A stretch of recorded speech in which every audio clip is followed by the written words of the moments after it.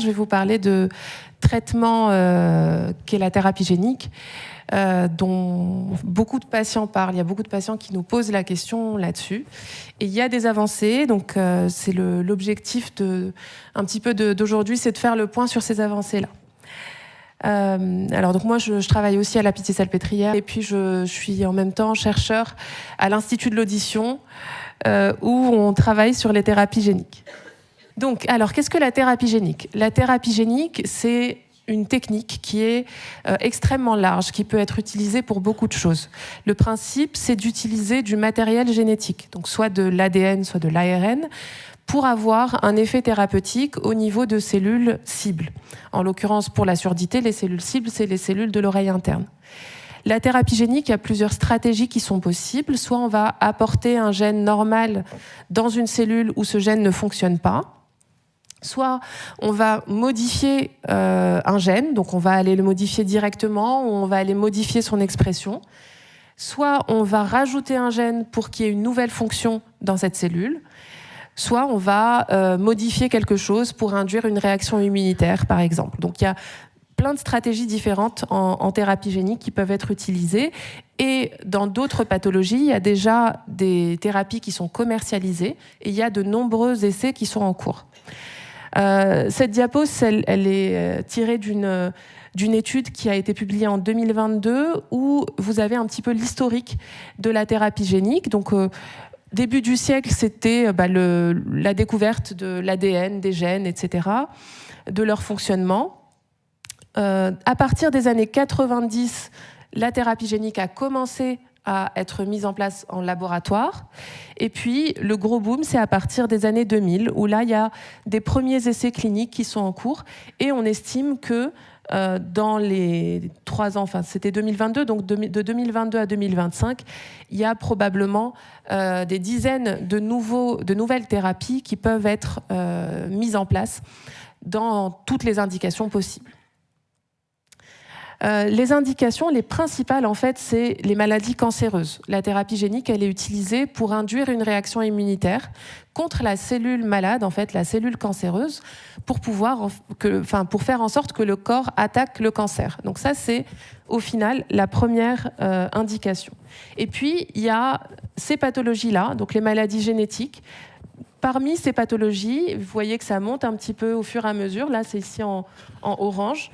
Parmi ces pathologies, on a notamment les surdités génétiques, et c'est des choses donc, qui sont en train de commencer dans l'œil pour des maladies métaboliques, pour des maladies du sang.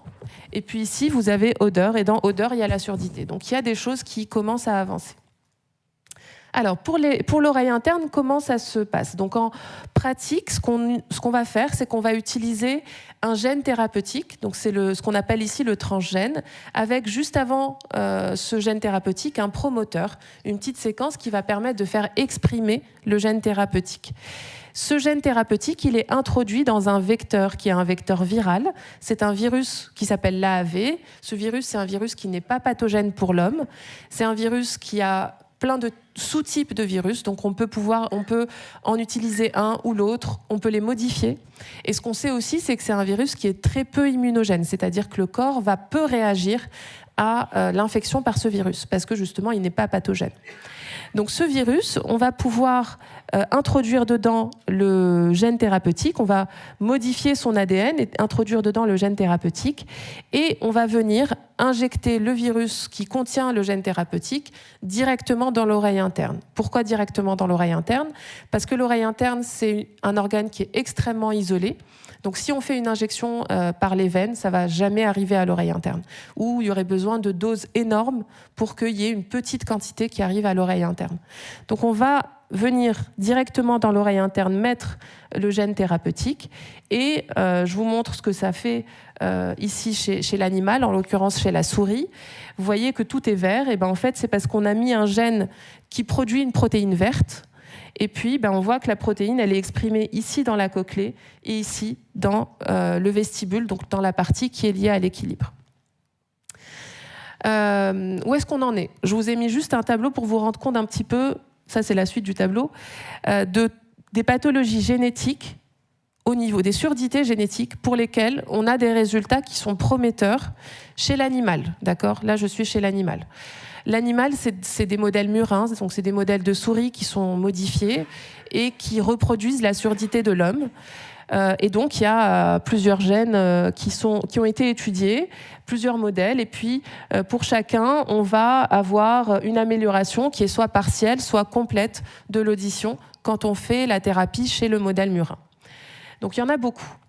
Là, je vous ai mis les mêmes maladies génétiques. En fait, c'est pas les gènes là, mais c'est le nom de la surdité génétique. Avec les essais qui ont été faits chez la souris, en sachant que la souris a un développement de l'oreille interne qui n'est pas le même que chez l'homme. La souris, à la naissance, elle n'entend pas, d'accord ? Alors que nous, on entend dès le développement in utero. On entend à partir du 2e trimestre de grossesse, le bébé, vous savez que dans le ventre de sa maman, il va entendre. La souris, elle n'entend pas. Donc, quand on fait une thérapie chez la souris, comme ça a été fait pour toutes ces pathologies-là à la naissance, ça veut dire que c'est comme si on faisait la thérapie dès le tout début de grossesse chez l'homme. D'accord ? C'est quelque chose qui est difficilement envisageable. Déjà, parce qu'on ne sait pas que le bébé va développer une surdité. 2, parce que c'est quand même quelque chose qui est à risque. Et 3, parce qu'il faudrait diagnostiquer la surdité in utero, ce qui clairement n'est pas possible. Donc, tous ces modèles-là dont je vous ai parlé, pour lesquels on a des résultats qui sont prometteurs, c'est des résultats prometteurs chez la souris, mais pour l'instant, c'est des résultats qu'on ne peut pas adapter à l'homme.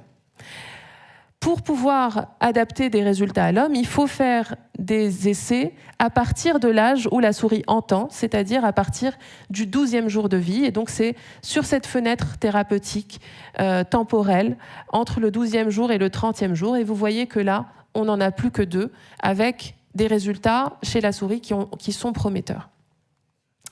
Donc, pour vous illustrer un peu ça, je vais vous montrer 2 exemples. Le premier, c'est une maladie qui s'appelle le syndrome de Usher. Je pense que certains parmi vous en ont déjà entendu parler. C'est une pathologie qui donne une surdité dès la naissance, associée à des problèmes d'équilibre et associée à un problème de vision avec une rétinopathie, un déficit visuel qui va apparaître au fur et à mesure du temps. On a au laboratoire un modèle de souris de ce syndrome qui est le syndrome de Usher de type 1G, lié à une mutation de ce gène qui s'appelle SENS. Et en fait, c'est un gène qui va faire exprimer une petite protéine au niveau des cils, vous voyez les cils, des cellules ciliées dans l'oreille interne. Et quand on regarde la souris qui est malade, en fait, ces cils, ils sont en mauvaise santé, que ce soit dans la cochlée ou dans le vestibule, ce qui fait que la souris n'entend rien du tout. Ça, c'est la souris sauvage et ça, c'est la souris qui est malade. Et puis, elle a un gros trouble de l'équilibre avec des mouvements de rotation incessants chez cette souris-là. Donc elle reproduit en fait ce que le tableau qu'on a chez l'homme. On a pu montrer au laboratoire que la thérapie, quand on la faisait dès la naissance de la souris, ça permettait une restauration partielle de l'audition, c'est la courbe que vous voyez ici en vert, et puis surtout, ça permet une restauration qui est complète de l'équilibre. Et donc ça, c'est quand même assez incroyable comme résultat, c'est-à-dire que c'est une souris, ici, en fait, vous voyez le tracé de la souris, je vous ai montré la souris qui tourne, en fait, ça, c'est le tracé de la souris qui tourne pendant 3 minutes. Là, en noir, c'est une souris normale, sauvage, qui marche, qui va explorer sa cage. Et puis là, en vert, c'est la souris traitée pour laquelle on retrouve un comportement normal, une fonction de l'équilibre qui est strictement normale. Donc ça, c'est à la naissance. Ça marche très bien. Sauf que je vous ai dit, à la naissance, on peut pas, c'est un résultat en l'état actuel qu'on ne peut pas directement transposer à l'homme. Donc on a essayé d'aller plus loin et de regarder ce que ça donnait si on faisait la thérapie plus tard, à partir du 12e jour de vie chez la souris. La première chose, c'est qu'on voit que la petite protéine qu'on va injecter, elle est exprimée ici dans les cils de la cellule ciliée interne, ici dans les cils de la cellule ciliée externe, et là dans les cils du vestibule, c'est ce qu'on voit ici en vert. Quand on regarde à quoi ressemblent les cils, on se rend compte qu'on a quand même une amélioration à la fois dans la cochlée, ça c'est la cellule ciliée externe, la cellule ciliée interne, par rapport à la souris qui est malade ici. Et puis, aussi dans le vestibule, donc dans l'organe de l'équilibre, où on a les cils qui retrouvent une forme de marche d'escalier ici, qui ressemble à la souris sauvage, alors que là, vous avez une souris qui est mutée, où les cils, globalement, ils sont totalement désorganisés. Donc on se dit, super, ça peut fonctionner. Ça fonctionne, mais ça fonctionne un petit peu. C'est-à-dire qu'on a une amélioration qui est très faible de l'audition, et puis on a une amélioration de l'équilibre, mais qui n'est pas au stade de ce qu'on avait quand on faisait l'injection en néonatal. Donc là, on est dans un cas où il y a des défauts morphologiques, et du coup, on arrive peut-être un petit peu tard avec notre thérapie pour restaurer une fonction qui est totalement normale. Ça marche un petit peu, mais ça marche. Est-ce que c'est suffisant? On ne sait pas.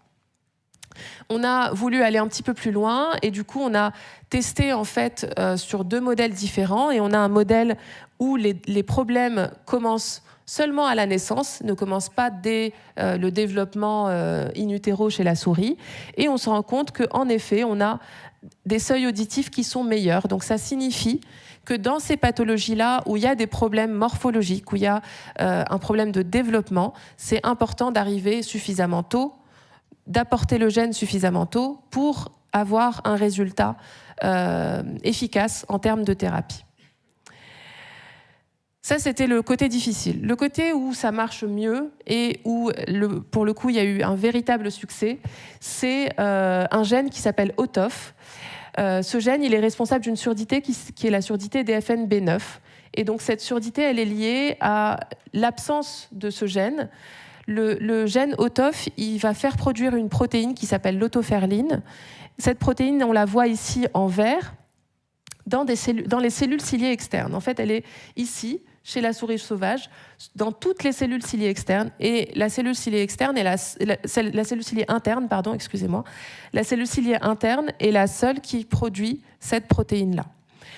Ce qui est intéressant de voir, c'est que la cellule ciliée interne que vous voyez ici, quand il lui manque le gène de l'autoferline, parce qu'ici on voit qu'il n'y a pas du tout de vert, c'est la souris qui est mutée pour le gène de l'autoferline, cette souris, elle n'entend plus rien, d'accord, alors que la souris sauvage entend normalement. Sauf qu'elle n'entend plus rien, mais la cellule ciliée, elle a une forme qui est strictement normale. Il n'y a pas du tout d'anomalie de la morphologie, il n'y a pas du tout d'anomalie du nombre de cellules. Les cellules sont présentes, mais il n'y a pas la protéine à l'intérieur. Donc ce qu'on a fait, c'est qu'on est venu apporter le gène de l'autoferline, mais cette fois-ci au 30e jour de vie chez la souris, donc bien après le stade d'audition fonctionnelle chez la souris. Ça nous permet de faire exprimer la protéine de l'autoferline dans les cellules ciliées internes. Vous la voyez ici en vert. Et surtout, ça permet de retrouver une audition. Là, c'est la souris qui est traitée. Là, c'est la souris qui est malade. Et vous voyez que la souris traitée, on retrouve des enregistrements auditifs qui ressemblent à ceux de la souris sauvage. Et quand on mesure les seuils, eh bien, les seuils auditifs sont exactement les mêmes que les seuils de la souris sauvage. Donc on a pour le coup une véritable efficacité en termes d'audition après traitement de cette souris malade. Donc tout ça, ça nous a permis d'aller plus loin, de demander des financements, parce que la recherche, ça passe par des financements, pour essayer d'arriver jusqu'à l'homme. Pour arriver jusqu'à l'homme, il a fallu adapter le gène, d'accord ?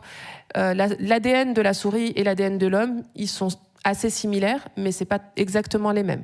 Donc il a fallu créer un gène qui est le gène humain. Donc ça, c'était la première étape. Le gène humain associé à un promoteur pour pouvoir traiter en fait l'homme avec le gène humain. Donc ça, on l'a fait, on l'a testé et ça a fonctionné. La deuxième étape, c'est qu'il a fallu également tester nos vecteurs et vérifier que le vecteur, donc le virus qu'on utilise, est aussi efficace chez l'homme. Est-ce qu'il est capable d'intégrer la cellule chez l'homme comme il a été capable de l'intégrer chez la souris? Pour ça, il faut passer par des modèles qui sont plus proches de l'homme, toujours par des modèles animaux. Donc ça, c'est ce qu'on a fait. On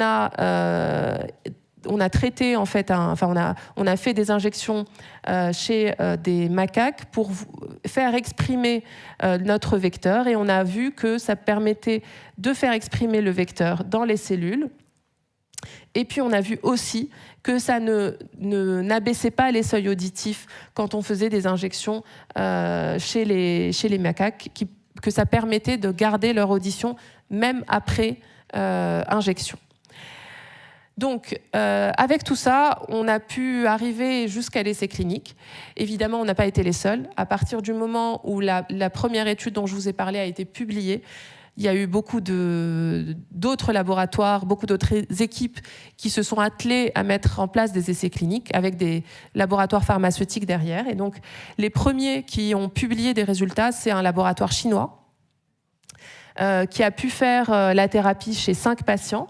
Donc, c'est une thérapie avec le gène de l'autoferline, ici le gène humain de l'autoferline, dans un vecteur AAV qui a été injecté donc, chez 5 enfants avec une surdité liée à l'autoferline. Je vous montre les résultats chez 2 d'entre eux. Le premier, il est âgé de 5 ans. C'est un enfant qui était implanté du côté droit, mais qui n'avait rien du côté gauche. Et il a eu le traitement du côté gauche. Et là, vous voyez ces courbes auditives. Il y a ces 3 courbes différentes parce que c'est 3 mesures différentes. Là, c'est avec des potentiels évoqués auditifs. Là, c'est de l'ASSR. Et là, c'est un audiogramme.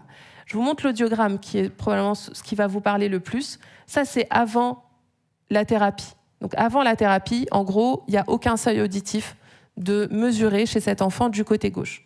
Et puis, après les différentes courbes, c'est au fur et à mesure du temps, au cours de la thérapie, à 4 semaines, à 13 semaines, puis à 26 semaines.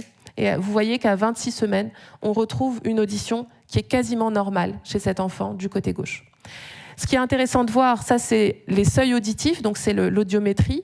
Ce qui est intéressant de voir, c'est également la perception, la compréhension de cet enfant.